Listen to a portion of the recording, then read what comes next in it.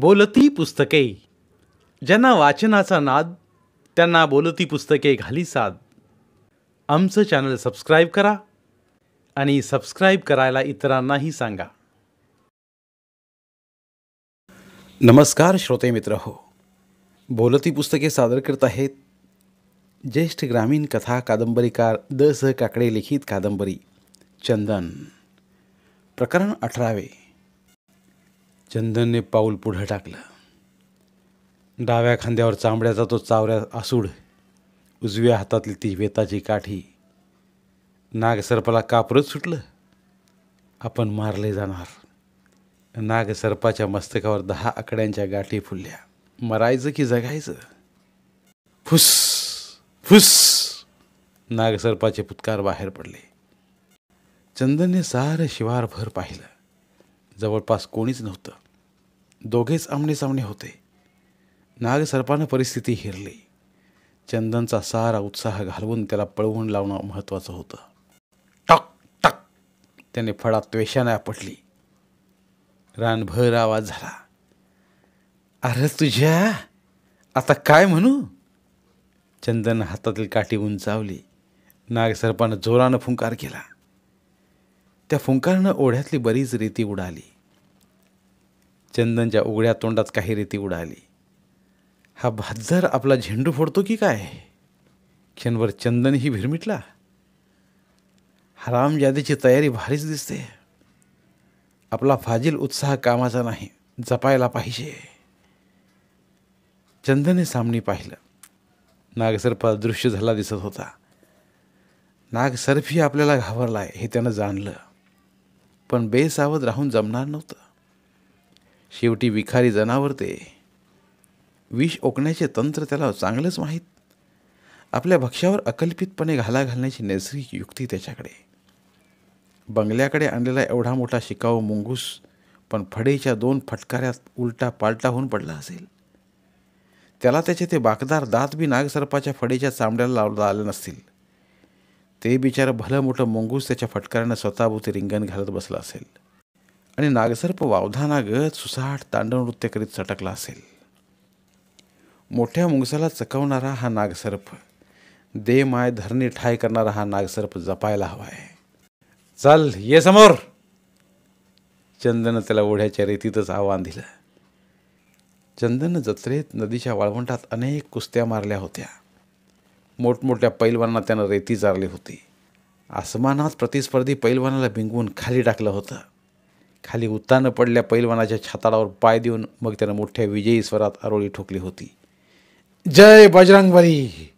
आणि मग डाव्या पायावर त्यानं लंगडी घालत दोन्ही हात वर नाचवत साऱ्या आखाड्यात त्यानं स्वतःच्या पराक्रमाची द्वाही फिरवली होती.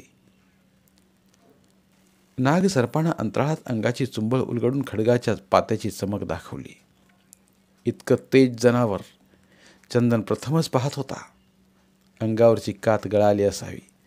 अंगावरची कात पडली की सर्प नव्या उन्मादात संचारतो. 10 पटीचं तारुण्य, मस्ती, आवेश त्याच्यात महापुरागत संचारतो. तसाच तो दिसत होता. पिवळी धमक चमक त्याच्यात होती.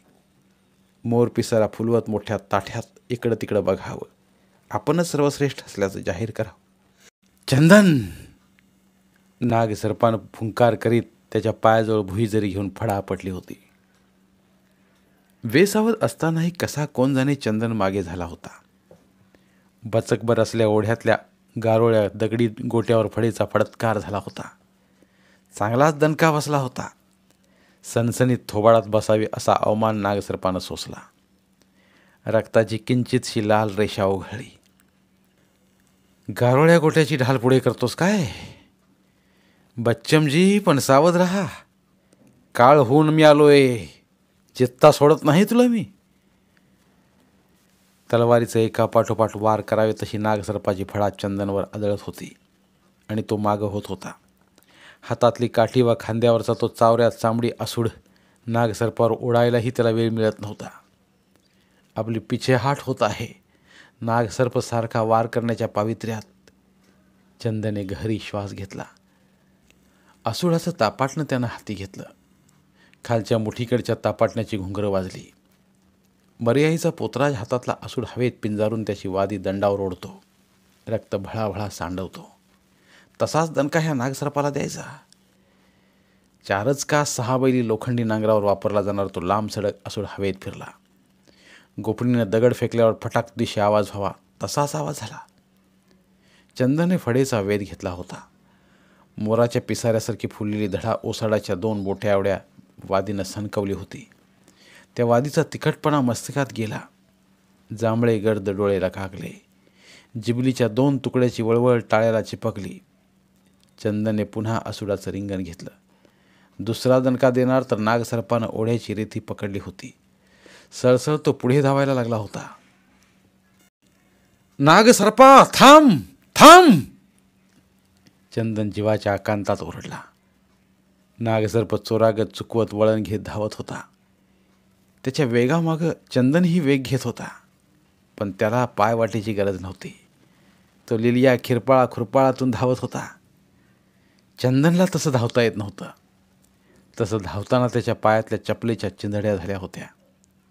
अंगठा केव्हाच तुटला होता. चपलेचे पट्टे तर केव्हाच उखडले होते.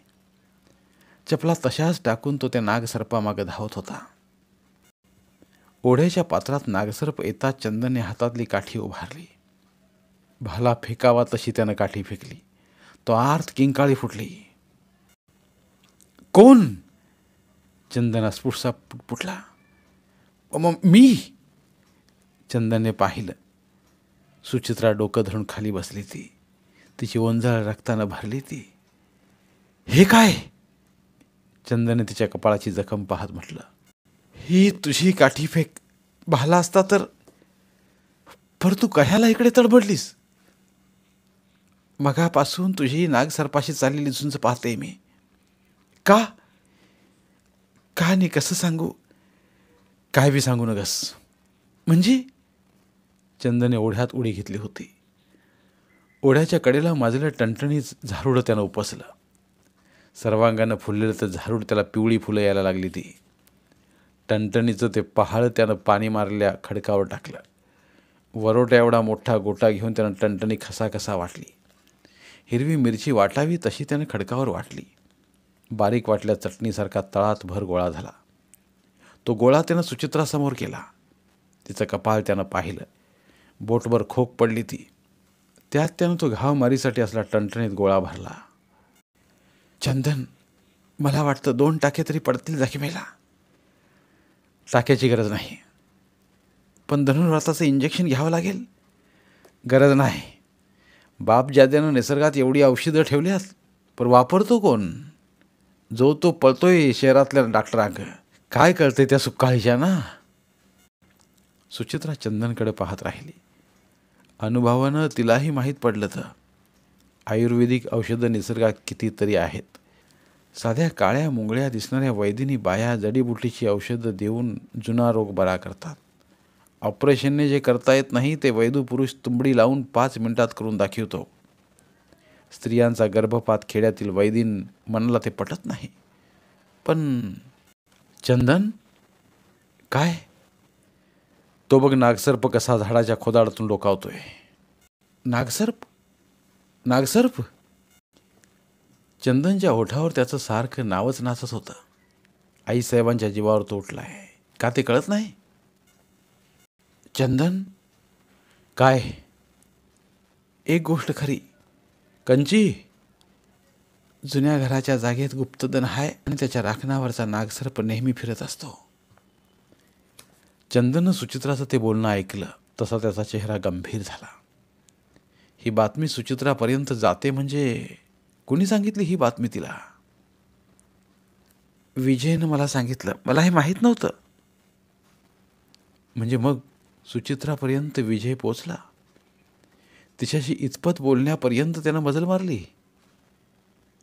चंदन, गप्प झालास? कुठं आहे काय? सिरियस दिसतोस. जरा इकडे. सुचित्रा जवळ आली. त्यानं आपल्या कोपरीच्या खिशात असलं भाकरीचं पातळ फडकं बाहेर काढलं. त्या फडक्यानं त्यानं टणटणी भरली जखम बांधली. वाह सुचित्रा, काय झालं? राजमुकुट घातलेला राजा गत दिसतेस तू. पहिला तो समोरचा राजा बघ कसा डोलतोय बघ. सर्प स्वतःहून कधी वाट्यात जात नाही हे प्रचलित असलेलं मत चंदनला खोडून टाकावंसं वाटलं.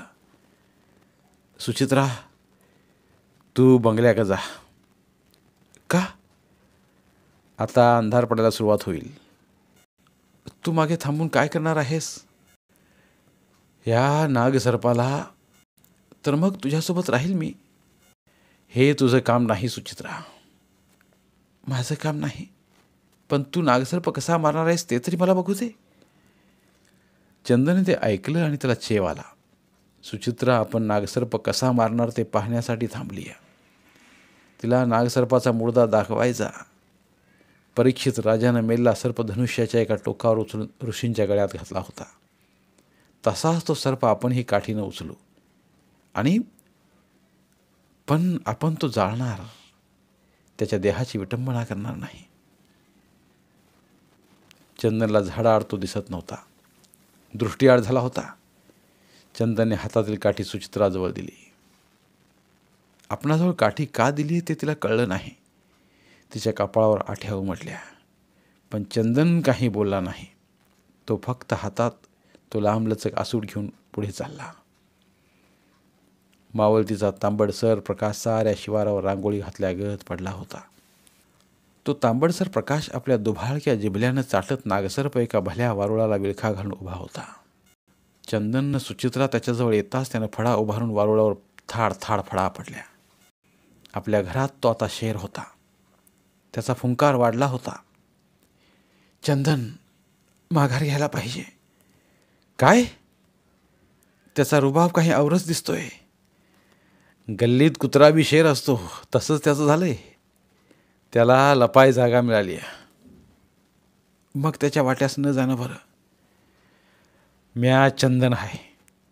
गल्लीतल्या शेराचं शेपूट धरून मी खेचून काढतोय. म्हणजे बघतो आता. चंदने तो लांब लचक आसूड फिरवला. फटाक दिशी वादी वाजली. नागसर्पाच्या जिबल्या तोंडात लपल्या. फुलारलेली फडा खाली पडली गेली. 10 आकडी मिजाज फड्यात लपली. चंदने पायात बळ आणून वारुळ गाठलं. त्याच्या आक्रमक स्वभावानं सरसर फडा वारुळात गेली. किल्ल्यात लपलेल्या राजागत तो आतनं आवाज करणार होता. पण चंदन, त्यानं त्याचं बाहेर असणारं वीतभर शेपूट, त्या शेपटालाच त्याने हात घातला. चंदन, सुचित्रा थरारली. काय? जळत्या अंगाराला हात लावू नकस. का? नागसर्पाच्या विखारी वनव्यात का उडी घेतोस? वनवास विजवून टाकणार आहे म्या. माझं वेडीचं ऐक. काय? विषाची परीक्षा पाहू नकोस. सुचित्रा, विष मला काहीच करत नाही. काय? बघ तूच आता. सरसरा चंदने शेपूट मागे ओढला. फटफडत नागसर्प बाहेर ओढला जात होता. आखाड्यात हरणारा पैलवान नेहमी आखाड्याची माती धरतो. पराभूत होऊ नये म्हणून केविलवाणी धडपड करतो. तशीच नागसर्पाची अवस्था झाली होती. त्याच्या शेपटाला तिढा घालून त्याला ताडलेलं होतं. चंदन, त्याला काठीने मध्ये तोडू? नाही, त्याचं तोंड लपलेलं आहे. त्याचं डोळा अंधारात आहे. ती त्याच्या नजरेआड त्याच्यावर घाव घालायचं नाही. चंदनचं ते बोलणं ऐकून सुचित्रा थरथरायला लागली.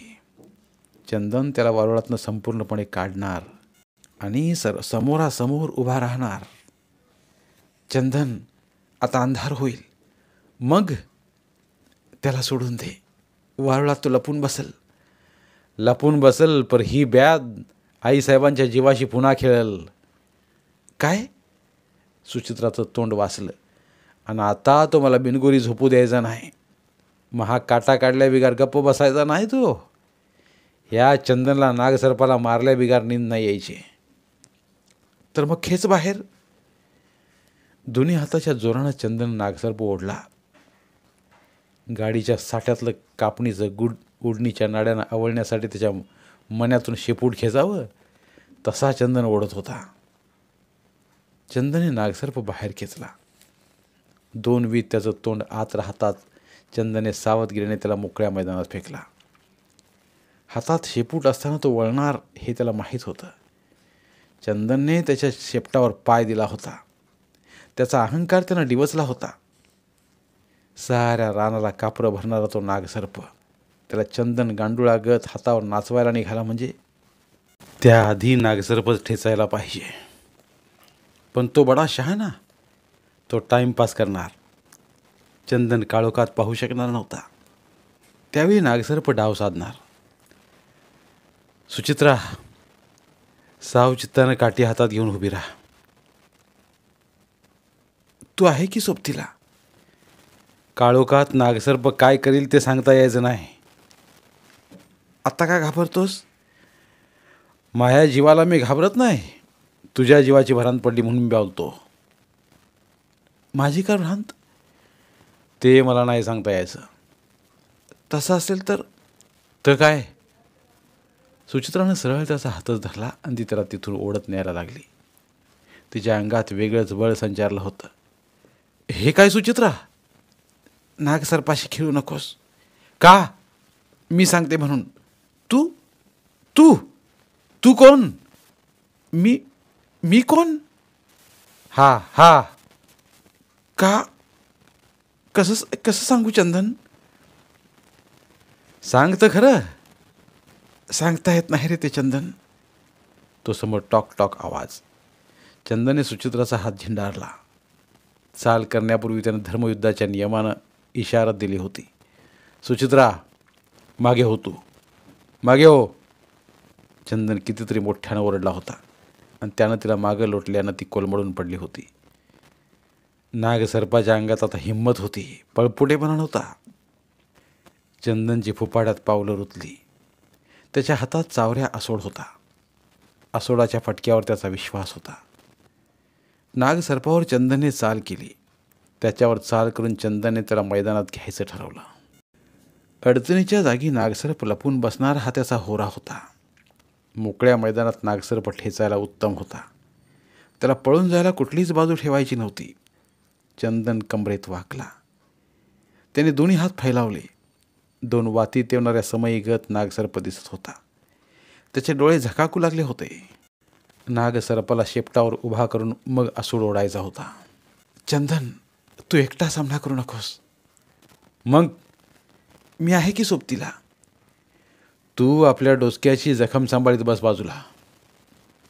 सुचित्रानं ते ऐकलं आणि कसनुसं हसली, पण बोलली नाही. सुचित्रा, जहरी जनावर दांडगा आहे, पर चंदन तिची डाळ शिजू देणार नाही. बघच तू. नागसर्पानं खेळी केली होती. फळा आणली होती, पण ती आसोडाच्या तपाटण्यावर बसली होती. आता नागसर्प माघार घ्यायला तयार नव्हता. सामनासामनी दोघे बी ठाकले होते. सुडानं तापले होते.